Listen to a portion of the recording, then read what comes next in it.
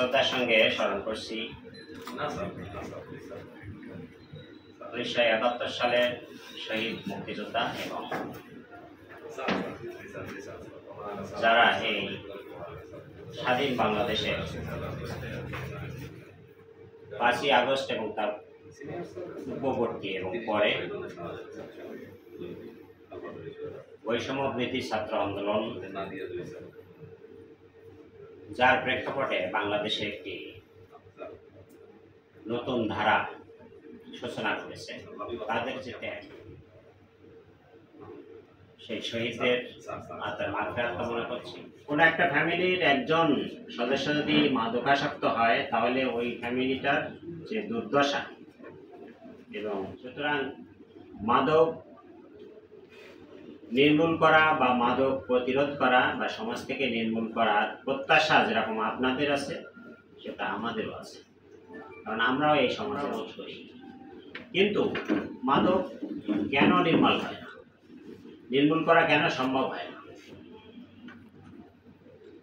তার বেশ কিছু কারণ আছে।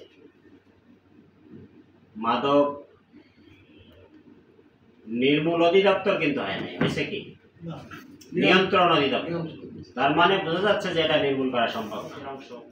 জনসাধারণের, দেশের সবার যে ক্ষতিকর, এই জন্য আমরা এটা নিয়ন্ত্রণ করতে চাই, তাতে কোনো সন্দেহ নাই। এটা আপনার প্রত্যাশা, আমার প্রত্যাশা। এখন সবাই এসে হয়তো ঘোষণা দেয় যে জিরো টলারেন্স, মাদক নির্মূল করবো ইত্যাদি ইত্যাদি। বাস্তবিক পক্ষে এটা পুরোপুরি একেবারে সমাজ থেকে নির্মূল করা সম্ভব না, কারণ যার চাহিদা আছে, যে জিনিসের চাহিদা আছে সেটা কি আছে, সাপ্লাই, যোগান। ডিমান্ড থাকলে সাপ্লাই থাকে। এখন আমার একটা প্রশ্ন, এই যে মাদক, এগুলো আমাদের দেশে উৎপন্ন হয় কিনা, এ দেশের তৈরি কিনা? একটা হয়তো যেটা আপনার গাঁজা বা ইত্যাদি এই টাইপের কিছু হইলে আমাদের দেশে চাষ হইতে পারে, কিন্তু হিরোইন বলেন, ফেন্সিডিল বলেন, ইয়াবা বলেন বা আইস, এছাড়া আরো যেসব মাদক, এ কি আমাদের দেশে কোনো ফ্যাক্টরি আছে? নাই, নাই তো। নির্মূল বলেন বা নিয়ন্ত্রণ বলেন, সেটা করার জন্য কিন্তু এটা একটা সামাজিক সমস্যা, সমাজের সবাই এখানে ভূমিকা রাখতে হবে। আমরা যেটা করতে পারি, আমরা সমাজের বিভিন্ন শ্রেণী গোষ্ঠীর সঙ্গে আমরা মত বিনিময় সভা করবো, আপনারাও থাকবেন, আমরা চেষ্টা করব। তারপরে রাজবাড়ী একটি জেলা, পদ্মকর্ণ রাজবাড়িতে আপনাকে স্বাগত।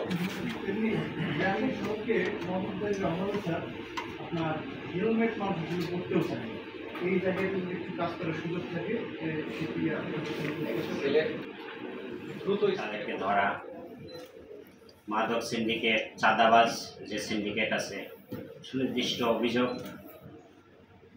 আসলে সেই অনুযায়ী রাজবাড়ী বাংলাদেশের প্রেক্ষাপটে অত্যন্ত গুরুত্বপূর্ণ একটি ছোট জেলা হলেও অত্যন্ত গুরুত্বপূর্ণ। এখানে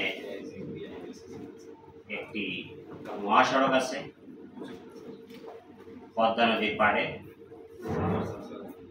এবং একটি বিখ্যাত ঘাট আছে, গোয়ালন্দ ঘাট।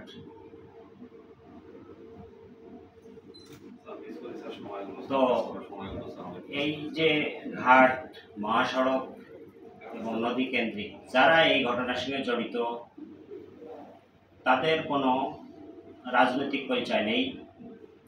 যারা ক্রিমিনাল অ্যাক্টিভিটিসের সঙ্গে জড়িত আমরা তাকে ক্রিমিনাল বলতে চাই।